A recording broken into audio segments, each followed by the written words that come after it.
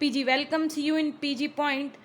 आज के वीडियो में हम आपको बताने वाले हैं कि कक्षा 9-10 के लिए अध्यापक हेतु, अर्थात कहने का तात्पर्य ये है कि कुछ बच्चे ऐसे होते हैं जिन्होंने 12th पास किया और ग्रेजुएशन के टाइम पे उन्होंने क्या किया, BTech, BCA, BBA, professional type courses कर लिए, ठीक है।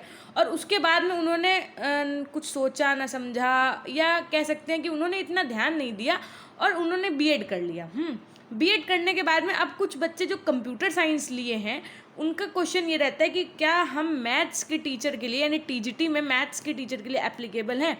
इट मीन्स कक्षा 9 और 10 यानी क्लास 9 और 10th में यूपी की जब वैकेंसी आएगी, है ना, तो क्या उसमें हम एलिजिबल हैं। तो देखिए, बहुत से बच्चों को मैंने कमेंट में ऐसे रिप्लाई किया तो उनको थोड़ा मानना नहीं उन्होंने, तो मैं उनको ये दिखा देती हूँ कि देखिए, गणित के लिए ये टीजीटी का है और ये ऑफिशियल नोटिफिकेशन से मैंने क्रॉप किया हुआ है, ठीक है।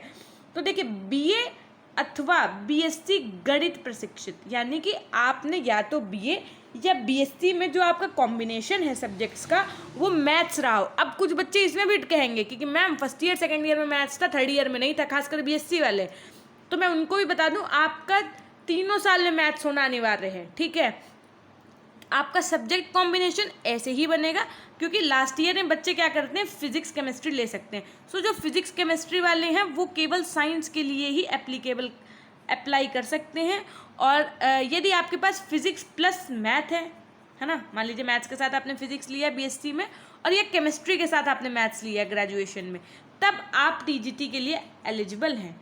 और रही बात कि अगर आपने बीटेक किया है तो आपके पास बढ़िया ऑप्शन एक है डीएलएड का, है ना। आप डीएलएड कर सकते हैं क्योंकि इसमें आपको देखिए, इसमें डीएलएड करने से आप प्राइमरी प्लस जूनियर ये दोनों वैकेंसी जब आप आएंगी तो आप उसमें अपना ट्राई कर सकते हैं। और क्योंकि यूपी की जो वैकेंसी आती है उसमें कंप्यूटर, कोई सब्जेक्ट से रिलेटेड कंप्यूटर की कोई वैकेंसी नहीं आती है, तो इसलिए अभी ये विवादित मुद्दा है कि बीटेक वाले क्या मैथ्स से अप्लाई कर सकते हैं, क्या फिजिक्स से अप्लाई कर सकते हैं। तो जब अभी ये विवादित मुद्दा है, जब इस पर अभी कोई सरकार का कुछ ऑफिशियल नहीं है, तो आप बीएड करने से पहले या डीएलएड करने से पहले एक बार हर एक चीज़ की जानकारी ले लीजिए, उसके बाद करिए, ठीक है। देखिए, साफ साफ यहाँ पे इन्होंने बोला है कि बीएड या अन्य समकक्ष डिग्री अनिवार्य है, यानी कि बीएड होना चाहिए आपके पास और साथ में बीए अथवा बीएससी गणित प्रशिक्षित होना चाहिए, ठीक है। बीएड, एमएड, पीएचडी एवं किसी राष्ट्रीय स्तर की खेलकूद प्रतियोगिता में राज्य स्तर की टीम के पास। अब देखिए, अब आप सोच रहे हैं कि बीटेक वालों के पास और क्या चांस हो सकता है, तो या तो फिर आप एक काम करिए, आप पोस्ट ग्रेजुएशन पहले करिए मैथ्स से, जैसे कि मान लीजिए एमएससी कर लीजिए आप, एमएससी मैथ्स से कर लीजिए, तब आप एलिजिबल हो जाएंगे टीजीटी के लिए, समझ गए। मतलब पहले आप अपना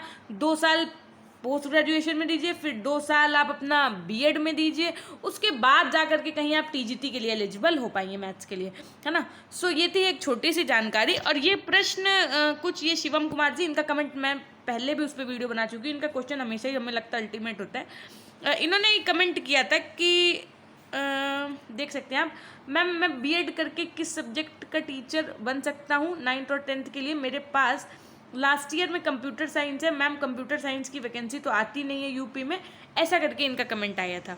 सो उसी का रिप्लाई मैंने इस वीडियो के माध्यम से देने की कोशिश की है, देख सकते हैं आप। जैसा कि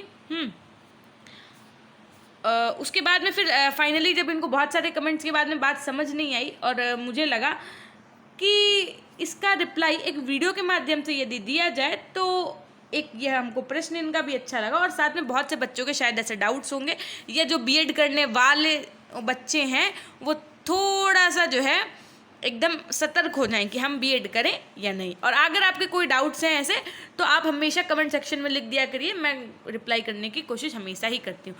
सो थैंक यू, हमेशा खुश रहिए, मुस्कुराते रहिए, कभी अपने लिए तो कभी अपने लिए, अपनों।